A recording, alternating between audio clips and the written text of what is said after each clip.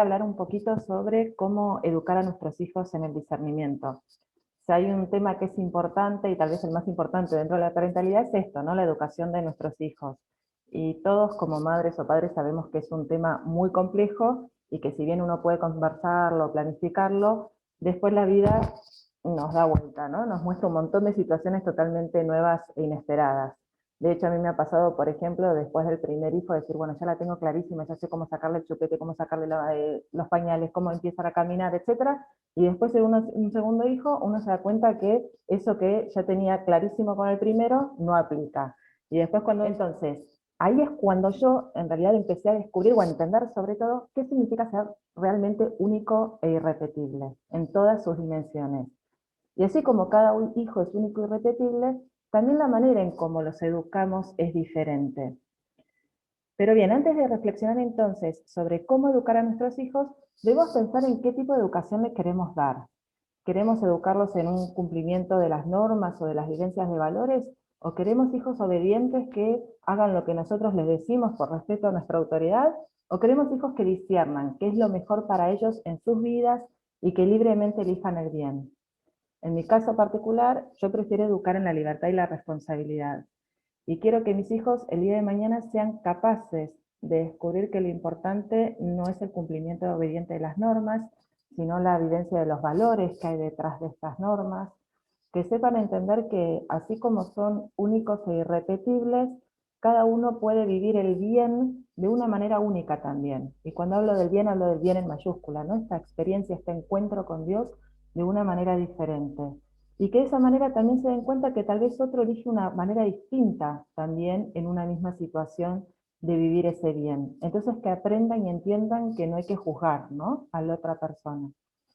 Bueno, y si esto, si bien no es fácil y no lo tengo totalmente resuelto y estoy en camino, es algo que uno puede ir aprendiendo y que sí tengo claro, como madre y como teóloga, que un concepto clave para esto es el concepto de discernimiento, que es un concepto que si bien en la iglesia ya hasta hace muchísimos años se puso de moda con Francisco de nuevo, y en el documento de Amoris Laetitia, también más novedoso aún porque se puso dentro del contexto familiar, se empezó a pensar este concepto dentro del contexto familiar. Ahora, ¿qué significa entonces educar a nuestros hijos en el discernimiento o cómo educar a nuestros hijos en una moral del discernimiento? Uno de los textos de las películas que a mí más me gusta para responder estas preguntas es el episodio del hombre rico de Mateo 19. Es un texto muy conocido por todos, ¿no? Cuenta este texto que un hombre se acerca a Jesús y le pregunta ¿qué obras buenas tengo que hacer para conseguir la vida eterna? Mateo pone en los labios de este hombre la gran pregunta moral, esa misma pregunta que tal vez nos hicimos nosotros o nos han hecho también nuestros hijos, obviamente no de manera literal, pero seguro hubo situaciones en las que se acercaron y nos preguntaron, bueno, ¿qué tengo que hacer? ¿Cómo tengo que obrar? ¿Qué es lo correcto en esta situación? Y detrás de esa formulación, de la formulación de esa pregunta, se esconde toda una comprensión sobre la forma de vivir. Se cuestiona por el qué, es decir, por los actos, esos actos que debo hacer y que no necesariamente me lleven a un cambio interior o me conviertan en una buena persona. Por otro lado, se habla de conseguir la vida eterna, o sea, eso es lo que yo aspiro, lo conquisto por mis propias fuerzas, ¿no?, cumpliendo las normas que se me mandan. Esta pregunta expresa lo que sería una moral de la obediencia, que en palabras de López Afitarte es como un pecaptómetro, ¿no?, como un termómetro que mide esa cantidad y gravedad de mis pecados, y que culmina con este sometimiento a un cúmulo de leyes.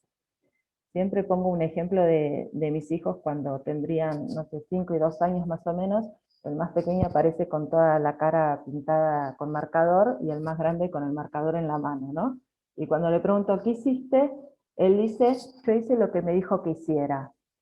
Él obedeció, al más chico, pero obedeció, ¿no? Y cumplió con el mandato. Y en su respuesta y en el tono en que me la dijo, quedaba clarísimo y me expresaba perfectamente que no era él responsable de lo que había hecho porque había cumplido con lo que le habían dicho. Bueno, esto es o refleja esta moral de la obediencia, ¿no? Este hombre rico refleja entonces a partir de esa pregunta esta moral de la obediencia.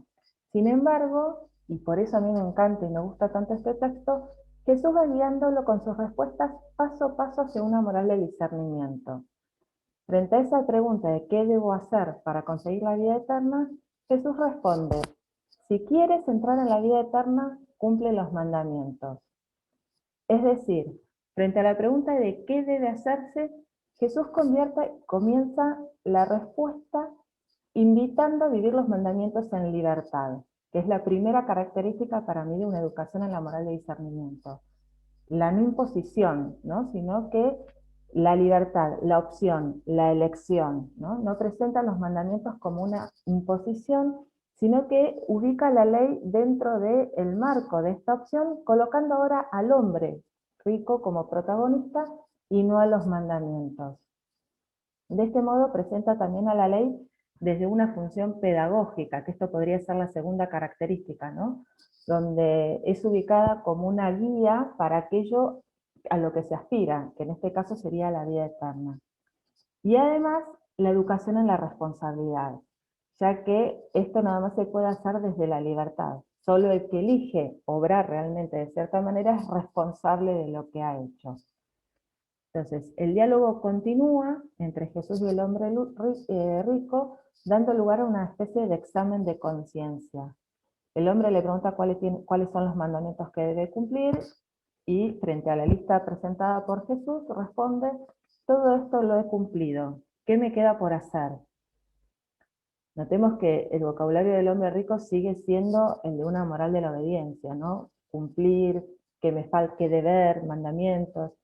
Sin embargo, Jesús le vuelve a responder desde el discernimiento. Si quieres ser perfecto, le dijo Jesús, ve, vende todo lo que tienes y dalo a los pobres. Así tendrás un tesoro en el cielo. Después ven y sígueme. En estas pocas palabras, Jesús sigue marcando un gran cambio en la mirada del hombre rico y da nuevas herramientas como para pensar una educación en la moral del discernimiento. Frente otra vez al cumplimiento que refleja su misión, Jesús resalta nuevamente la elección, ¿no? Si quieres. Y frente a la insistencia del hombre rico sobre aquello que debe hacer, Jesús lo lleva con su respuesta a otro nivel de exigencia, donde reemplaza el hacer por el ser, donde el camino moral ahora consiste en crecer como persona, en ser perfecto. Jesús no le responde desde aquello que no debe hacerse, ¿no? Desde evitar el mal, sino que lo exhorta a ser perfecto. Y acá tenemos entonces un cuarto elemento para la moral del discernimiento. Una moral positiva que lo que busca es vivir el bien y no evitar el mal, ¿no? Dejar esa moral de mínimos que lo que busca es, bueno, no hacer esto, no hacer aquello, no hacer lo otro, sino que lo que busca es realmente vivir el bien. Por otro lado, Jesús también lo invita a un gesto concreto que tiene en cuenta su vida y su situación particular. Frente al hombre que, como aclaraba el Evangelio, poseía muchos bienes, Jesús le sugiere vender todas sus pertenencias, ya que eso sería el obstáculo que no le permite ser perfecto. De esta manera, otra vez, Jesús le enseña a hacer un análisis de su situación concreta. Es decir, a pensar dentro de su situación qué es lo que le está impidiendo ser perfecto. Otro elemento es el tema de la educación en el cuidado. ¿Por qué? Porque Jesús le señala que lo importante no es solo vender sus pertenencias, aquello que era un obstáculo para él, sino también dárselo a los pobres. Lo invita a darse cuenta que hay alguien que lo necesita, que necesita su ayuda, que necesita de su cuidado. Jesús le menciona que va a obtener otra riqueza a cambio, que es en el tesoro en el cielo, pero esta es presentada como consecuencia de esa perfección, no como una recompensa. Al vender todo lo que tiene, al estar atento al otro y dárselo a los pobres, va a obtener un tesoro en el cielo. Y eso es lo que le va a permitir después seguir a Jesús. Bueno, y a pesar de que el texto, la verdad que el final del texto es medio frustrante, porque como sabemos se va entristecido, y frente a la desconfianza que después menciona el Evangelio, ¿no? De los discípulos frente a la dificultad que significa el poder alcanzar la salvación, Jesús aclara que para los hombres esto es imposible, pero para Dios todo es posible.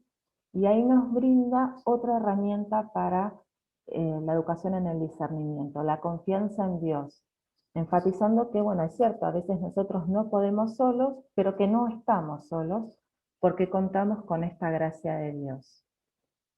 Entonces, recapitulando un poco, ¿cómo educar a nuestros hijos en el discernimiento? Siguiendo esta misma pedagogía de Jesús, educando en la libertad, presentándolos a ellos como protagonistas de su vida, educarlos en la responsabilidad, invitarlos siempre a buscar el bien y no simplemente a evitar el mal, enseñarles a analizar su situación, la situación concreta en la que están viviendo, recordarles la ética del cuidado e invitarlos a confiar en Dios. Es cierto que esto no es fácil y que también como padres supone todo un crecimiento personal muy importante, pero me parece que puede ser de ayuda el mismo consejo que mencionó el Sínodo de la Familia, refiriéndose a la actitud que tenía que tener la Iglesia frente a las diferentes familias, porque me parece que también es válido para nosotros como padres. En el sínodo se invita a la Iglesia a estar cerca como compañera de camino. Y dice, esto significa asumir una actitud sabia y diferenciada. A veces hay que permanecer al lado y escuchar en silencio, otras ponerse delante para indicar el camino por el que proceder, y otras estar detrás para sostener y alentar.